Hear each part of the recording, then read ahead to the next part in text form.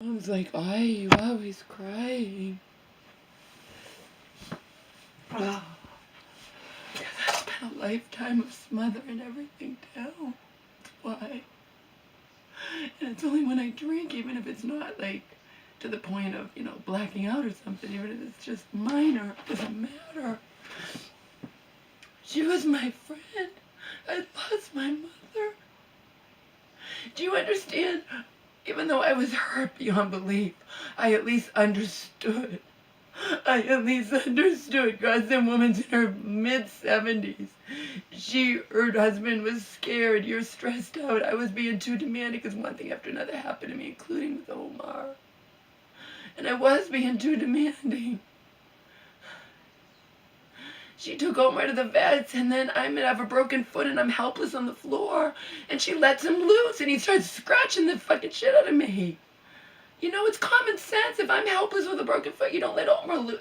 But whatever. She's not a fucking Christian. That's what I'm trying to say. She's not a Christian. But it's one thing. At least she had a legitimate excuse. That's the excuse she gave me. My husband's afraid I'm going to be dead. I believe her. She had a doctor's appointment. I'm high stress. Okay. I understand. I hung up the phone and I collapsed in a ball of tears and I accepted it. But where is her excuse? It means nothing if she convinces my friend who didn't have a stress test, who I'd never asked anything from, to do the same fucking thing to me. Doesn't that kind of negate her excuse? Oh, my husband's afraid I'm gonna die. I'm under too much stress. She needed her, who was my real friend, to join the fucking, to turn against me. Oh my God. There's nothing I would have expected less than that. You stopped being my friend. You completely rejected me. Not even to my face, you just ignored my texts, concerned texts, and concerned voicemails, by the way, because I thought something happened to you because I actually was a stupid, goddamn fucking fool to believe you cared about me. I will never be that stupid again. To the day I fucking die. I will never be stupid enough again to believe anybody cares about me, because I 100% believe she cared about me, and she was able to throw me away like a piece of garbage because someone else here had ordered her to. So they would have an ally apparently against me, but she's so fucking full of shit, this stupid fucking obese, I'm sorry, not obese, but stupid fucking cunt older than my mother.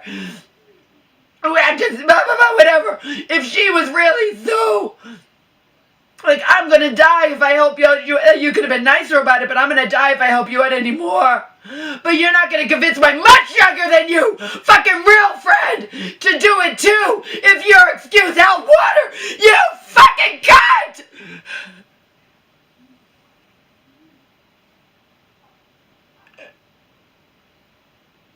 And my mom's like, why are you crying all the time? You'll never understand, Mom. Because in your world, unlike with my world, it's me and you. In your world, it's just you. No one understands anything in this life. Seriously, no one does. I honest to God believe, unless you actually break down and then they have proof, no one ever believes anything unless you kill yourself, unless you die. Then they know, oh, maybe that there was something to what that person was saying. Otherwise, they don't. They think you're melodramatic, overreacting, or whatnot. That's what they think. That's what they think. I know it. No one takes you seriously unless you break down or die. Then they take you seriously when it's way too fucking late. She was my fucking friend. Nearly 2 years after the fact, I found out, not that you were going through some shit and just couldn't deal with my shit and whatever, no. Peer pressure, like you're in fucking high school, or Selena used kindergarten. You stopped being my friend, and she's like, you know how it is around here? Yeah, how it is around here. Oh my God, what are we in fucking a different country, a communist country or something? This is the United States. If you cared about me, you would have told her to go fly a kite. Go fuck yourself. I care about Laura. I'm not gonna just reject her like a piece of garbage when she's at her worst point. She's already lost her mom. She's repeatedly learned in this life that no one cares, that they pretend to care. I will not do that to her too. Get off my property, you fucking insane person. That's what I would have done. There's no question that's what I would have done, but again, I was not in a sorority. I'm not a fucking cheerleader. I don't follow the bandwagon. I don't, you know what I mean?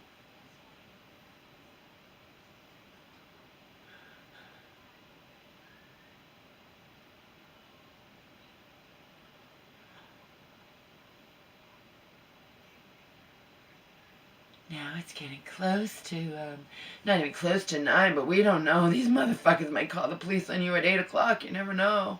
It's not even 8. I was just screaming. Yeah, I know you want to do it, but you can't call the police on me at fucking 7 o'clock at night, can you assholes? Unreal.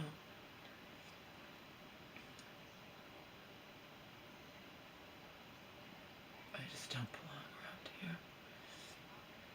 Even the police, even if I can't prove it, I suspect they have nothing fucking better to do.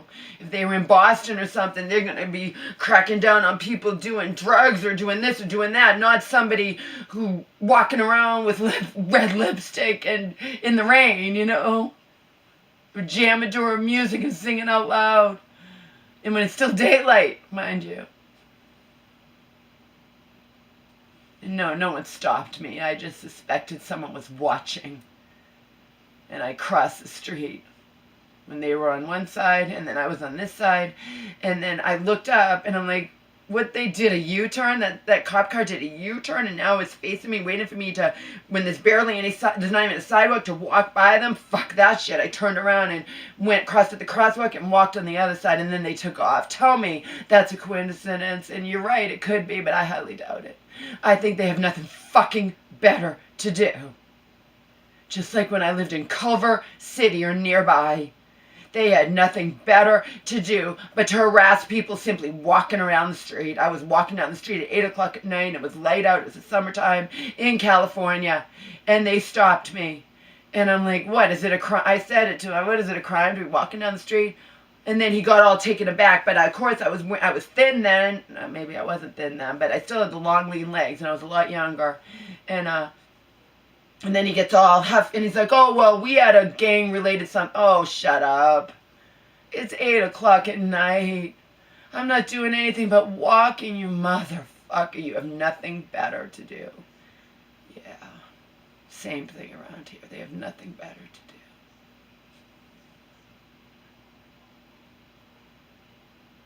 Knock on wood, they haven't stopped me yet. It's probably only a matter of time. I'm sorry, they did the night the police was called on me, but that was at least close to 10. The second time was 9 o'clock, a little after. And then they had the nerve to show up at my doorstep. And then when I call up, can you tell me what time that complaint came in? Oh, it just came in. No, it didn't. And then they had to force to admit it. Oh, it came in over a half hour ago.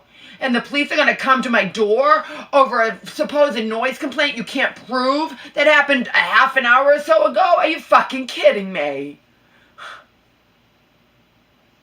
Oh my God. Are you fucking kidding me? You don't have anything better to do. Of course you don't.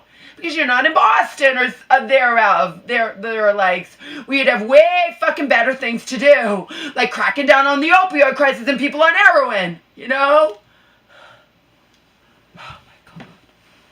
I do not fucking belong here, Selena, Kurt, whoever fucking cares about me. I do not fucking belong here.